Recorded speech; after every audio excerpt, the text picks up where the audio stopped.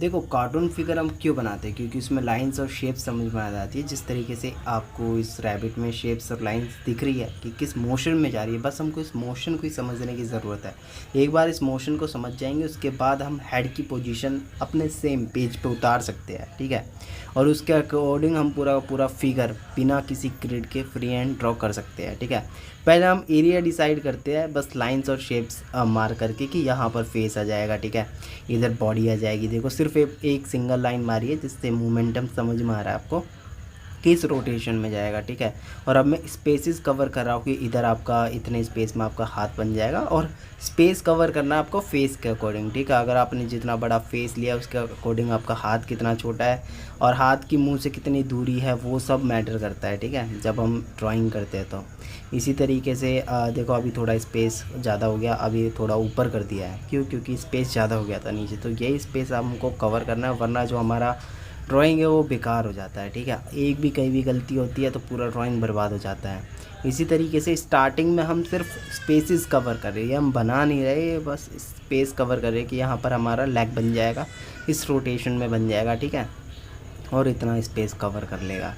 इसी तरीके से पूरे को पेज पे हम उतारते हैं पहले, और ये ज़्यादा नहीं 2 से 3 मिनट का काम होता है, तो ये फटैक्स हो जाता है, इसमें ज़्यादा टाइम भी नहीं लगता। अगर आपका स्पेसेस भी अच्छे से कवर हो जाता है तो आप जो अपना फाइनल वर्क करोगे तो बहुत ही ज़्यादा ब्यूटीफुल निकलेगा, ठीक है। ऊपर नीचे आगे पीछे हर जगह से जो नेगेटिव स्पेस होता है वो कवर हो जाता है, ठीक है। तो ये चीज़ आपको पहले देखनी होगी। उसके बाद क्या है कि ये काफ़ी डार्क हो गया, अभी मेरे को इसको थोड़ा इरेज करना पड़ेगा, तो मैं इरेज़र से इसको थोड़ा सा इरेज कर देता हूँ ताकि ये लाइट हो जाए।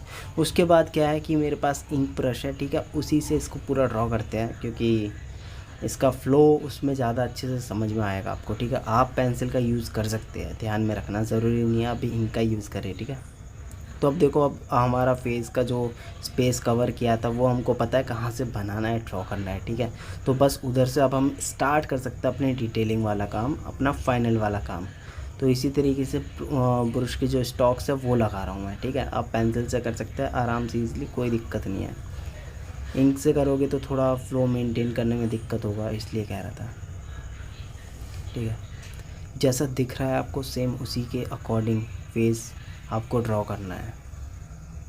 कोई टेक्निक कुछ भी नहीं लगाना, आपने बस एक बार स्पेस कवर करना सीख गए तो आराम से आप कोई भी फिगर आराम से ड्रॉ कर लोगे। एक्चुअली में होता क्या है कि जो नए बंदे बनाते हैं ना, वो करते क्या है कि सीधा एक आई बनाना स्टार्ट करते और उधर से बनाते बनाते उनको पता चलता है कि यार एंड में तो जाके पैर ही कट गया है, कहीं पे हाथ कट गया है, मतलब उनका जो पेज के ऊपर कंपोजिशन होता है वो सेट नहीं होता अच्छे से, क्योंकि देखने में बहुत ही बेकार लगता है, ठीक है। तो ये गलती बिल्कुल भी नहीं करनी। पहले हमको स्पेस कवर करना है, सर्कल्स वगैरह मार लेने हैं, ठीक है, लाइंस वगैरह मार लेनी है, और स्पेस कवर हो जाए उसके बाद अपना स्पेस में देखना, हाँ भाई बढ़िया दिख रहा है, स्पेस अच्छे से कवर है, ऊपर नीचे दाएं बाएं से अच्छे से। उसके बाद हमारा जो फाइनल वर्क होता है ना, तब हम डिटेलिंग करना स्टार्ट करते हैं। जिस तरीके से ये जो फ्लो चल रहा है ना, बस इसी को मेंटेन करना है। अब क्या है कि एक दूसरे से चीज़ें कंपेयर करके हमको आगे का बनाना है। देखो जिस तरीके से मैंने नोज़ बना लिया, अब आईज जस्ट उसके ऊपर ही है, तो लाइंस को फॉलो करना है कि किस डायरेक्शन में कैसे लाइंस जा रही है, और उसी के फ्लो में उसको छोड़ना है, ठीक है। जैसे मैं दूसरी आईज़ बना रहा हूँ, देखो आप ध्यान से देखो, जितना आप वीडियो को आराम से और ध्यान से देखोगे उतनी आपको अच्छे से समझ में आएगा कि लाइन का कैसा फ़्लो है, ठीक है। शेप्स और लाइंस का जो फ्लो है वो समझने वाली चीज़ें होती है कभी भी हम कार्टून कैरेक्टर जब हम ड्रॉ करते हैं। तो देखो जो ये फ्लो होता है ना, ये एक बार में तो बिल्कुल नहीं आएगा, ये आप बहुत बार प्रैक्टिस करोगे उसके बाद ही ऐसा फ्लो बन पाएगा, ठीक है। आपको बस जितना हो सके उतना जो कार्टून कैरेक्टर्स के रेफरेंस होते हैं वो निकालना है, उनको ऑब्ज़र्व करना है कि किस डायरेक्शन में कैसे कैसे लाइंस जा रही है, और उन लाइंस को फॉलो करना है, ठीक है। और आपको ये बिल्कुल ध्यान रखना है कि सबसे पहले आपको स्पेस डिवाइड करना है कि फेस किधर बनेगा, हाथ किधर बनेगा, उसके बाद ही आपको आपका जो कैरेक्टर है उसकी डिटेलिंग स्टार्ट करनी है। देखो रुको, मैं कैमरा सेट करता हूँ, अब देखो, अब दिख रहा है ऊपर का कान किस तरीके से फ्लो जा रहा है। देखो एक एक लाइन में सिंगल सिंगल स्टॉक में छोड़ना है, ऐसे घिचपिच नहीं करना बिल्कुल भी। बहुत बच्चे करते क्या है कि हाथों को बिल्कुल टिका लेते हैं पेज के ऊपर और घिचपिच करने लग जाते हैं, ठीक है। एक ही लाइन पे 10-10 लाइन मारने लग जाते हैं, वो बहुत ही बेकार होता है। ना उससे आप कुछ सीखोगे, ना उससे आपके काम में सफाई आएगी, ठीक है, ना ही फिनिशिंग दिखेगी। तो बिल्कुल अपने हाथ को थोड़ा सा ऊपर रखना और फ्लो को इस तरीके से चलाना है एक एक स्टॉक में। देखो मैं किस तरीके से चला रहा हूँ, बस ना लाइंस को छोड़ दो, फ्लो में जाने दो, जितनी भी जा रही है, ठीक है। और फिर उसके बाद जहाँ से आपका टचअप बन रहा है वहाँ पर जॉइंट कर दो, सिंपल। बहुत ही प्यारा फ्लो आएगा और आपका जो ड्राइंग है वो देखने में भी बहुत अच्छा लगेगा, ठीक है। आप शेडोज़ वगैरह दे सकते हो एंड में, ठीक है। अभी आपको बस बनाते जाना है जिस तरीके से आपका मोमेंटम चलता जा रहा है। देखो थोड़ा सा ऊपर नीचे 19-20 हो जाएगा, लेकिन अगर आप फ्लो में काम करोगे तो आपका जो कैरेक्टर है वो काफ़ी दिखने में बहुत ही ज़्यादा अच्छा दिखेगा।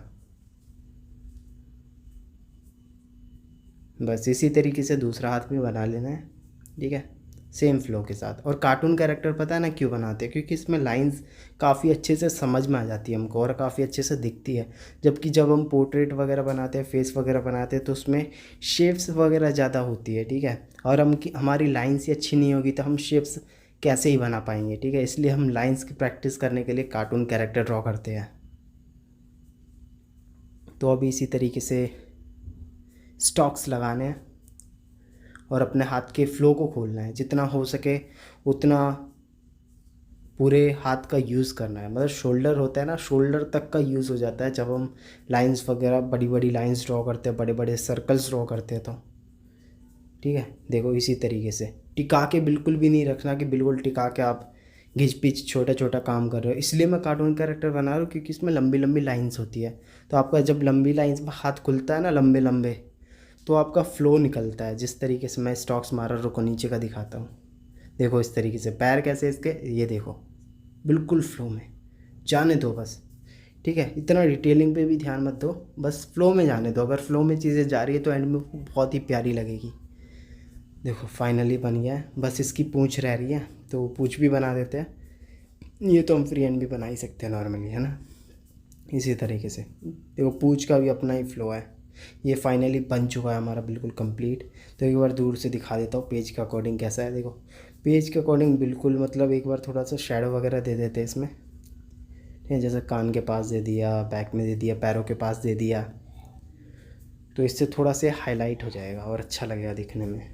और अभी भाई लोग अपन करते क्या है कि एक रेफरेंस लेते हैं। जैसे इस माउस का रेफरेंस हम ले रहे हैं तो इसका पहले हम स्पेस डिवाइड करते हैं। जैसे हेड का कर दिया, ठीक है, मुंह का कर दिया है, कान के लिए छोटे छोटे सर्कल्स ले लिया है, उसकी ड्रेस का एक सेटअप ले लिया है फ्री हैंड, ठीक है। जस्ट अकॉर्डिंग टू फेस हमको नीचे का ले लेना है। उसके बाद इसका फेस का मोमेंटम देखना है कि किस रोटेशन में है। उसके बाद हमारी डिटेलिंग जो होती है वो हम स्टार्ट कर सकते हैं। तो कहने की बात सिंपल सी ये है कि कभी भी आप कोई सा भी फिगर ड्रॉ करो तो उससे सबसे पहले आपको स्पेस डिवाइड करना होता है पेज के अकॉर्डिंग, कि पेज पे भी भाई सही स्पेस बच चाहिए। जैसे ऊपर थोड़ा स्पेस बच जाए, पैरों के पास नीचे थोड़ा स्पेस बच जाए, दाएं और बाएं में बराबर स्पेस बचे। मतलब बीचों बीच अगर आपका कोई कैरेक्टर बनता है तो वो देखने में अच्छा लगता है। और देखो ज़्यादा बड़ा भी नहीं बनना चाहिए पेज के अकॉर्डिंग और ज़्यादा छोटा भी नहीं बनना चाहिए, बने इतना कि देखने में अच्छा लगे, ठीक है। उसके बाद ना आपका जो फ्लो है हाथ का, वो देखो बड़े बड़े जब शेप्स हम बनाते हैं, जैसे मुंह के पास की शेप बना रहे हैं, ठीक है, कान बना रहे हैं,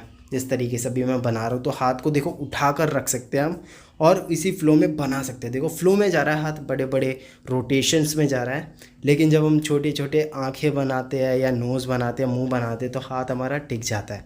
उस टाइम पे हमारी जो फिंगर्स होती है उसका मोमेंटम लगता है, उसका प्रेशर लगता है। लेकिन जब हम बड़ी बड़ी चीज़ें बनाते हैं जैसे हाथ, तो इसमें हमारा जो पूरा एल्बो होता है वो रोटेट होता है और जहाँ तक कि हमारा जो शोल्डर होता है वो भी रोटेट होता है। तो ये एक एक्सरसाइज है, बहुत ही प्यारी एक्सरसाइज है, इससे आप बहुत कुछ बनाना सीख सकते हो, ठीक है। अगर आपका ऐसा फ्लो आ गया ना, तो भाई मैं बता रहा हूँ कि जो बड़ी से बड़ी ड्राइंग होती है ना, ये इस बेसिक से स्टार्ट होती है। देखो भाई लोगों, अगर आपका बेसिक अच्छा है तो आपका एडवांस बहुत ही ज़्यादा अच्छा होगा ही होगा, सिंपल सी बात है। कई लोगों को मैंने देखा है कि वो ग्रेड का यूज़ करते हैं पूरा का पूरा, मतलब जो कार्टून कैरेक्टर होते हैं एटलीस्ट उसके लिए भी बंदे ग्रेड का यूज़ करते हैं। जबकि यार कार्टून कैरेक्टर में सीखने वाली चीज़ें होती है, उसमें आपको फ्लो समझना होता है, उसमें आपको शेप समझना होता है, उसमें आपको स्पेस डिवाइड करना होता है। तो आपको करना क्या है, अभी आपको प्रिंटर्स पे जाना, उधर जाके कार्टून कैरेक्टर सर्च करना और इस तरीके के कार्टून निकालने जिसमें आपको शेप्स और फिगर्स वगैरह समझ में आए और आपका जो फ्लो है वो अच्छे से निकल पाए, ठीक है। तो अपन मिलेंगे अगली वीडियो में। अगली वीडियो में ड्रॉ करेंगे इस वाले कैरेक्टर को, ये जो रैबिट वाला दिख रहा है, किस तरीके से करेंगे। उसके लिए आपको सब्सक्राइब करना है चैनल को और वीडियो को लाइक करना है और दोस्तों में शेयर करना है। मिलेंगे अगली वीडियो में, तब तक के लिए बाय।